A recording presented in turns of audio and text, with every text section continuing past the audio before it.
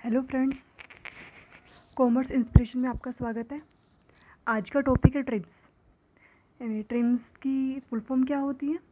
Agreement on trade related investment measures. And इसकी स्थापना कब हुई थी? 1 जनवरी 1995। ट्रिम्स और ट्रिप्स दोनों की ही स्थापना 1995 1 जनवरी 1995 को हुई थी और ये दोनों ही WTO के एक समझौते हैं। WTO के अंतर्गत समझौते में दोनों को ही शामिल किया गया है, ट्रिम्स और ट्रिप्स। ट्रिम्स में इन्वेस्टमेंट से रिलेटेड तत्वों को शामिल किया गया है और ट्रिप्स के तहत इंटेलेक्चुअल प्रॉपर्टी राइट्स को शामिल किया गया है। तो ट्रिम्स निवेश से संबंधित है और ट्रिप्स जो इंटेलेक्चुअल प्रॉपर्टी के राइट्स हैं उनसे संबंधित है। ट्रिप्स में हमने 7 इंटेलेक्चुअल प्रॉपर्टी राइट्स के बारे में पढ़ा था, जो हमारी लास्ट वीडियो थी। तो आगे देखिए, तो ट्रिम्स यानी इस समझौते के अंतर्गत WTO के प्रत्येक राष्ट्र पर यह दायित्व होता है कि वह अपने देश में विदेशी निवेश पर सभी प्रतिबंधों को समाप्त करे। यानी इनमें WTO के सदस्य राष्ट्र प्रत्येक राष्ट्र पर यह दायित्व होता है कि वह अपने देश में निवेश को प्रोत्साहित करने के लिए प्रतिबंधों को समाप्त करे और विदेशी निवेश को घरेलू निवेश के प्रकार सुविधाएं प्रदान करें। तो ट्रिम्स के तहत क्या बताया गया है? अगर कोई देश अपने देश में विदेशी निवेश चाहता है तो उसे क्या करना होगा? जो सभी प्रतिबंधों को समाप्त करना होगा और विदेशी निवेश को भी वैसी सुविधाएं देनी होगी जैसा वह अपने घरेलू निवेश के संबंध में सुविधाओं को देता है, ताकि वह अगर सुविधाओं को देगा तो विदेशी निवेश भी ज़्यादा आकर्षित होंगे और विदेशी निवेश में वृद्धि होगी। तो विदेशी निवेशकों पर निर्यात संवर्धन, स्थानीय कच्चे माल के उपयोग और अन्य किसी भी प्रकार की शर्तें न थोपने का प्रावधान है। यदि विदेशी निवेशकों को आकर्षित करना है तो उसमें निर्यात संवर्धन को बढ़ावा देना पड़ेगा, स्थानीय कच्चे माल के उपयोग और अन्य किसी प्रकार की शर्तों को न थोपने का यह प्रावधान रखा गया है। यानी कि उसे निर्यात संवर्धन के लिए भी सहायता देनी पड़ेगी, कच्चे माल का उपयोग करने के लिए भी उसको परमिशन देनी पड़ेगी और भी शर्तों से उसे दूर रखना पड़ेगा, तभी वो जाकर विदेशी निवेश घरेलू देश में आकर्षित होंगे।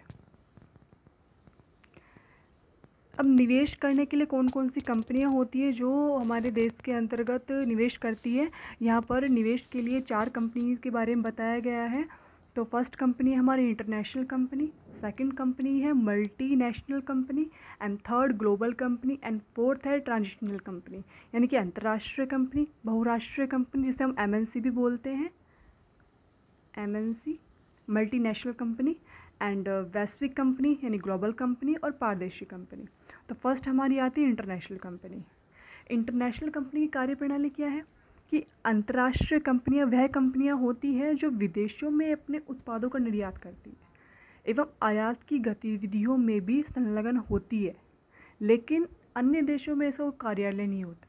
यानी यह अपने देश से ही वस्तुओं को निर्यात करती है, आयात करती है। जिस देश से वह वस्तुओं को आयात और निर्यात करती है उस देश में अपने कार्यालय को स्थापित नहीं करती है। जो भी काम होता है वो उसका अपने गृह देश से ही काम होता है। निवेश कैसे करती है ये? अंतर्राष्ट्रीय कंपनियों का अन्य देशों में प्रत्यक्ष विदेशी निवेश नहीं पाया जाता है। यानी जो इंटरनेशनल कंपनियां होती है वो अन्य देशों में निवेश नहीं करती है, वो सिर्फ आयात और निर्यात ही करती है, वो भी खुद के देश से करती है, उसका कोई कार्यालय भी वहाँ पर नहीं होता है। उत्पाद विकास एवं शोध कार्य घरेलू देश में ही विकसित किए जाते हैं। यानी कि जो उत्पाद से संबंधित जिस प्रोडक्ट को वो निर्यात करना चाहती है, जिस प्रोडक्ट को वो आयात करना चाहती है, उससे संबंधित जो भी शोध रिसर्च होती है, विकास कार्य होती है, वो घरेलू देश में ही वो करती है। सेकंड हमारी आती है बहुराष्ट्रीय कंपनी। अब बहुराष्ट्रीय कंपनी किसे कहते हैं? ऐसी कंपनी जिसका व्यापार 2 या 2 से अधिक देशों में किया जाता है वह MNC कहलाती है। MNC का मतलब मल्टीनेशनल कंपनी कहलाती है। इसमें व्यापारिक देशों की संख्या सामान्यतः 2 से 10 के मध्य होती है। तो बहुराष्ट्रीय कंपनियों में कितने देश हो सकते हैं? 2 से 10 देश के मध्य मल्टीनेशनल कंपनी अपना व्यापार कर सकती है। अब विनियोग कैसे करती है मल्टीनेशनल कंपनी जिन देशों के साथ व्यापार करती है उन्हीं में प्रत्यक्ष विदेशी विनियोग भी करती है। ठीक है। अब व्यूहरचना, मल्टीनेशनल कंपनी में केंद्रीय संगठन संरचना पाई जाती है जिसमें मुख्य निर्णय पेरेंट कंपनी के द्वारा ही लिए जाते हैं।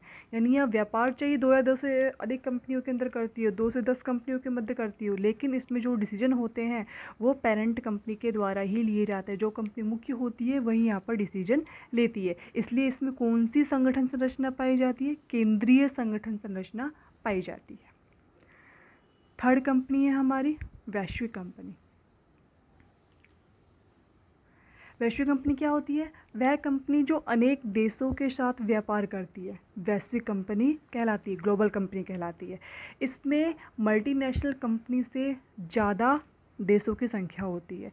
यानी यहाँ पर व्यापारिक देश कितने हो सकते हैं? 15 से 20 तक व्यापारिक देश ग्लोबल कंपनी में हो सकती है। विनियोग, ग्लोबल कंपनी के द्वारा अधिकतर देशों में विदेशी प्रत्यक्ष निवेश यानी कि प्रत्यक्ष निवेश, इसमें डायरेक्ट इन्वेस्टमेंट किया जाता है। जिन देशों के साथ ग्लोबल कंपनी व्यापार करती है उनमें ये विदेशी प्रत्यक्ष निवेश को प्रोत्साहित करती है, विदेशी प्रत्यक्ष निवेश को ही प्राथमिकता देती है। तो वैश्विक कंपनी में मुख्यतः कौन सी संरचना पाई जाती है? केंद्रीयकृत संरचना रहती है, क्योंकि इसका मुख्य निर्णय जैसे कि विलय, नए उत्पाद का निर्माण करना, अधिग्रहण आदि के निर्णय मुख्य कंपनी के द्वारा ही लिए जाते हैं। तो यहाँ पर भी कौन सी संरचना पाई जाती है? केंद्रीकृत संरचना पाई जाती है। यहाँ पर भी निर्णय जो मुख्य कंपनी होती है उसके द्वारा ही लिए जाते हैं। नेक्स्ट हमारी पारदेशी कंपनी। ये कंपनी बनती कैसी है? ये इंटरनेशनल, मल्टीनेशनल और ग्लोबल तीनों कंपनियों का मिक्सचर है। यानी इसमें इंटरनेशनल कंपनी भी पाई जाती है, मल्टीनेशनल कंपनी के भी जो कुछ कैरेक्टरिस्टिक्स पाई जाती हैं और ग्लोबल कंपनी की भी कुछ कैरेक्टरिस्टिक्स इसमें पाई जाती है। तीनों कंपनियों के मिक्स से हमारी कौन सी कंपनी बनती है? पारदेशी कंपनी बनती है, क्योंकि इन कंपनियों में उपरोक्त तीनों कंपनियों की विशेषता पाई जाती है। इन कंपनियों की संरचना थोड़ी जटिल होती है। यह कंपनियां अन्य देशों की संस्कृति व उपभोक्ता व्यवहार के आधार पर विपणन व्यूहरचना बनाती है। जिन देशों के साथ इसको व्यापार करना होता है उन देशों की संस्कृति और उपभोक्ताओं के व्यवहार को पहचान कर, वहाँ की रिसर्च कर देख कर कि वहाँ किस तरीके से संस्कृति व उपभोक्ताओं की डिमांड है उसका पता लगा कर ही अपनी व्यूहरचनाओं का यहाँ पर वो निर्माण करती है। इसमें इन्वेस्टमेंट कैसे किया जाता है? FDI यानी फॉरेन डायरेक्ट इन्वेस्टमेंट है, अनेक देशों में इसके अंतर्गत किया जाता है। इसकी व्यूहरचना कैसी होती है? इसमें विकेंद्रीकृत संगठन संरचना पाई जाती है। ग्लोबल कंपनी में केंद्रीकृत थी, मल्टीनेशनल कंपनी में भी केंद्रीकृत संरचना थी, लेकिन यहाँ पर कौन सी संरचना पाई जाती है? विकेंद्रीकृत संरचना यहाँ पर पाई जाती है।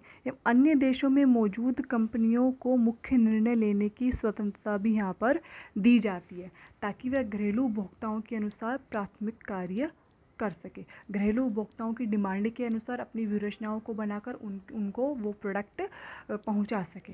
तो यहाँ पर जो निर्णय लिए जाते हैं वो जिस देश में वो कंपनियां मौजूद होती है उनके द्वारा ही स्वतंत्रता पूर्वक लिए जाते हैं, किसी भी कंपनी का उसमें इंटरफेयर नहीं होता है। Thank you for watching.